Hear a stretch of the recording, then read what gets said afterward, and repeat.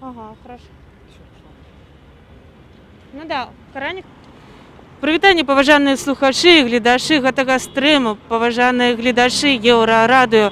Сёння па ўсім горадзе праходзіць спантанная стыхійная акцыя пратэсту. Зараз мы знаходзімся з вамі на станцыі метро Пятроўшчына, непадалёк ад медуніверсітэта, дзе сёння пратэстуюць медыкі. Медыкі пратэстуюць супраць гвалту над мірнымі жыхарамі краіны, а таксама супраць таго, каб сілавікі ездзілі на машынах хуткай дапамогі на акцыі пратэсту. Зараз мы пройдзем трошкі наперад, паглядзім, хто сюды прыйшоў. Мы бачым, што з аднаго боку праспекта Дзяржынскага стаяць людзі і з іншага. Я бачу на процілеглым баку людзей, здаецца, яны ўсе ў белым, ці большая частка. Але сюды прыйшлі людзі, зараз мы з імі пагаворым, запытаемся, чаму яны тут. Прывітанне. Гэта Еўрарадыё, скажыце, калі ласка, чаму вы сёння тут, як ваше імя? Меня зовут Дмитрий.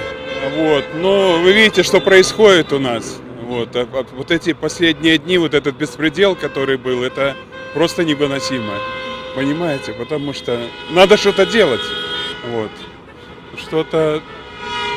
Што ж усяго вас зачапіла за апошнія дні? Што вам не падабаецца? У чым беспредел? Мне вот этот обман, который у нас происходит, как прошли выборы, вот какое давление было на кандидатов, которые шли в кандидаты. Вот, понимаете, и вот это последнее событие, которые были 3 дня, разгон мирных ребят, которых избивали, над которыми издеваются. Вот это меня больше всего задело. Мы просто не можем. Это вот все вышли, это вот все такого мнения, я уверен, понимаете? Скажите, калі ласка, а вы працуеце, вы медык, ці вы просто жыхар гэтай краіны? Нет, я офицер, бывший офицер, сейчас я пенсионер, вот, индивидуальный предприниматель, вот, но у нас прекрасная страна, прекрасные люди, но то, что у нас происходит, это просто неописуемо. Вы принимали присягу, скажите, так? Когда-то принимал при Советском Союзе, потом, когда была белорусская армия, принимал присягу. Но, я не знаю, те офицеры, которые сейчас служат, вот, МВД и вооруженные силы, им надо просто задуматься, понять, что происходит. Они же, тут стоят ихние сестры, друзья, соседи, вот, им надо задуматься. И, я думаю, переходить на сторону народа. Матерей, которые вот здесь стоят цветами, видите? Вялікі вам дзякую. Так, мы пойдем наперад і паглядзім, хто яшчэ сюды прыйшоў. Мы бачым розных людзей, бачым, што шмат хто прыйшоў з кветкамі, шмат дзяўчын з кветкамі. Зараз нейкая па праспекту Дзяржынскага нейкая какафонія, просто сігналізацыі, машыны едуць і сігналяць. Людзей бачна, што шмат. Зараз мы падыдзем яшчэ да каго-небудзь. Дзяўчата, прывітанне. Здравствуйте. Прывітанне, скажите, калі ласка, чаму вы сюды прыйшлі сёння? Поддержать весь наш народ, выстроить цепь солидарности. Чаму зараз солідарнасць гэта важна? Ну, чтобы поддержать наш белорусский народ, чтобы всего, что происходит сейчас, больше не было. Люди показывают, что они не согласны, что нас много, что нас не 20%, не 10%, нас больше намного. Вялікі дзякую. Так, мы зараз падыдзем далей. Зараз мы... Так, мы бачым, што людзей вельмі шмат. Зараз мы паспрабуем перайсці на іншы бок, таму што мы даведаліся, што зараз каля медуніверсітэту нібыта прыйшоў міністр аховы здароўя Каранік. Калі у нас атрымаецца, можам мы з ім нават паразмаўляем. Бачым плакат «Верніце моду любовь», пішуць тут. Ну, дарэчы, гэта сапраўды мірная акцыя. Бачна, што людзі усміхаюцца, і гэта вельмі прыемна, таму што усмешак сапраўды ў апошнія дні асабліва вельмі не хапала у Менску. Так.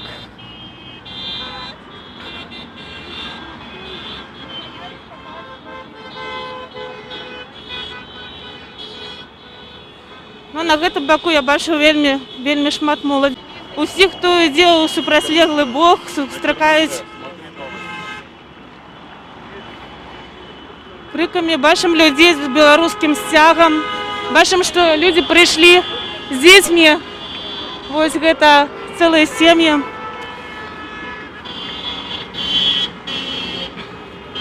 Ось, до речі, сьогодні такий день, після вельми жорстких розгонів, учорашніх акцій протесту.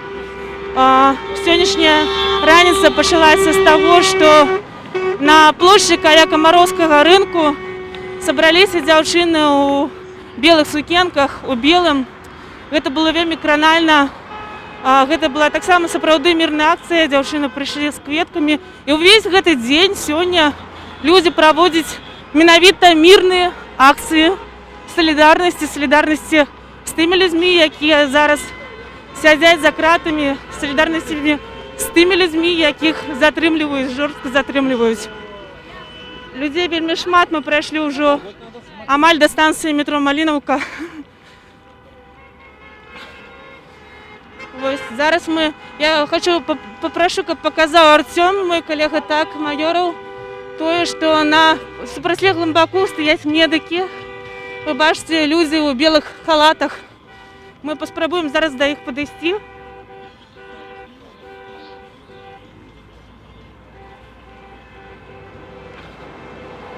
Так.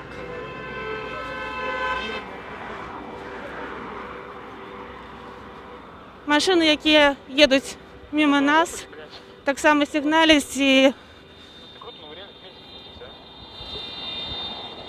оттуль вилізають люди і машуть нам руками, машуть у знак солідарності з тими, хто протестує сьогодні тут. Зараз ми підійдемо на інший бок. Сподіваюся, коли ми вийдемо у переход, наш стрим не перерветься.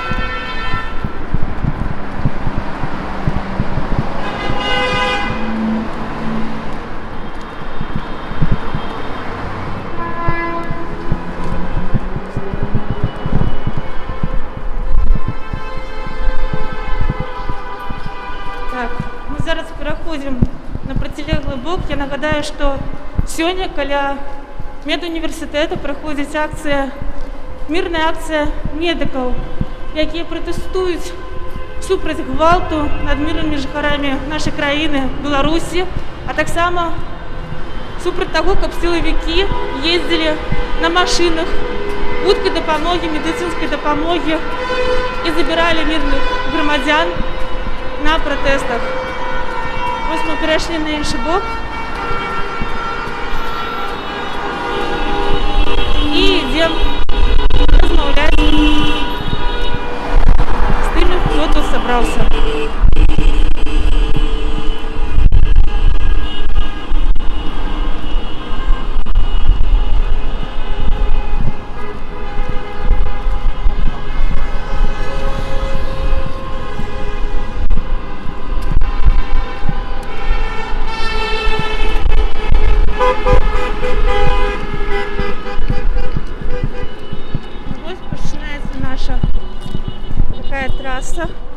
Трасса у белых халатах. Давайте подойдем одразу до кого-нибудь, поразмовляем. Привітання. Это Еврорадио. Як вас зовут? Скажите, будь ласка, что вы тут робите? Фадеева Алена Александровна, 5-я городская поликлиника. Отстаиваю права человека, свой голос отстаиваю, погибших ребят отстаиваю, тех, кого бьют, кого убивают, на наших глазах. Вот их отстаиваю. Як ви ставитеся до того, що АМАП їздить на акції у машинах медицинської допомоги? Меня зовут Елена, я невролог, и я абсолютно присоединяюсь к словам коллеги. И вот то, о чем вы спросили, это нас тоже отдельно возмущает, что в каретах скорой помощи ездят ОМОНовцы с совершенно другими функциями. И, конечно, так быть не должно, это ненормально. Я считаю, медики должны высказать свое отношение к происходящему, хоть каким-то образом. Дякую. Розповідайте про себе, коли ласка. Меня зовут Юлия. Я считаю, что белорусы очень хорошо справились с ковидом. И теряча самые лучшие свои кадры, всех ребят, молодых девчонок. из-за вот таких акций это невозможно. Это большая потеря, и так быть не должно. Врачи помогают, и врачи спасают. Скажіть, будь ласка, у вас великий заробок увогуле. Що ви можете сказати про заробки медиків у Білорусі, про те, скільки вони працюють і про те, скільки їм платять? Вам хватає? Ну, конечно, хотелось бы зарабатывать на уровне европейских стран. То есть, ну, хапая, а лишь кто откажется от нормальной зарплаты, нет? Односно хапає. Односно так сказати. Ясно, велике дякую. Ми йдемо далі. Ви бачите тут людей шмат.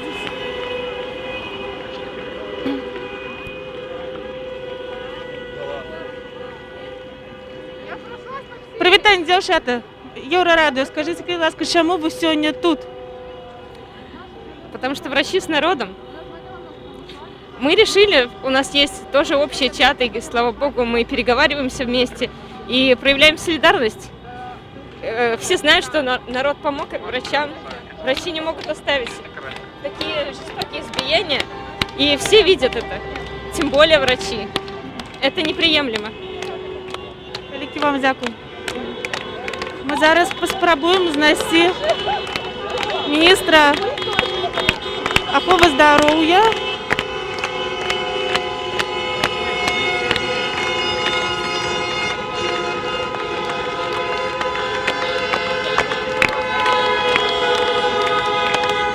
Привітання, кажуть, що тут знаходиться міністр здоров'я. Кажуть, що тут знаходиться міністр здоров'я. Ви його не бачили випадково? Бачили, он подъехал на такси, Яндекс, позвал нас с собой, но мы за ним не пошли. Ви з ними не пішли? В сторону университета. Ага, а куди конкретно? Ви не ведаєте. Ну, я сподіваюся, що ми знайдемо ще міністра охорони здоров'я, так? А скажіть, будь ласка, чому ви сьогодні тут? Тому, что мы хотим выказать свою гражданскую позицию за честные выборы. За то, чтобы не было насилия, которое сейчас происходит на улице в сторону мирных протестов и мирных граждан. Тем более во время протестов. Во время протестов даже во Вторую мировую не трогали врачей. Есть же информация, что вчера получили по головам наши коллеги. А що вчора здарилося, можете розповісти? Я не буду говорить голословно, потому что точно не знаю, информация вся из интернета, но есть информация о том, что вчера забрали в автозак медиков, одну девочку отпустили, троих до сих пор куда забрали. Знаю, детского травматолога забрали, и, по-моему, взрослого травматолога забрали. Люди приходили помочь, надевали белые халаты с красными крестами, в касках, помогали помощь. Даже, говорят, первое время даже помогал ОМОН, показывал, куда идти, а потом их запаковали, забрали. Скажіть, будь ласка, а де ви працюєте? Ви так само медик? Як вас зовут? Я так само медик, но меня зовут Ярослав, но я не работаю в системе здравоохранения уже год, потому что, невозможно работать. Я ушел из системы, но я врач, я получил медицинское образование. Чому неможливо працювати? Зарплаты, условия, вы же сами все понимаете, кому мне это надо объяснять, я не знаю. Велике дякую, ми йдемо далі. Ось я попрошу показати. Ага. Ми бачимо, що на протилежному боку вже люди збігають, вже за все під'їхав Нельзя-МАП, так? Люди вельми хутко побігли на протилежному боку. Ага. Так. Ми бачимо, що з боку центру сюди під'їжджає некілька автозаків. Прямо зараз я бачу 4 автозаки. Ну, я думаю, що поки тут усіх не заграбли, напевно, ще треба порозмовляти, тому ми йдемо далі. Медики проти терору власті. Привітання. Марія Войтович, Єврорадіо. Скажіть, будь ласка, чому ви сюди прийшли, як ваше ім'я? Меня зовут Людмила. Я работаю медсестрой в приемном отделении РНПЦ травматологии. И честно, откровенно вам скажу, что после событий, которые сейчас произошли, то, что творили силовики теперь у нас в городе,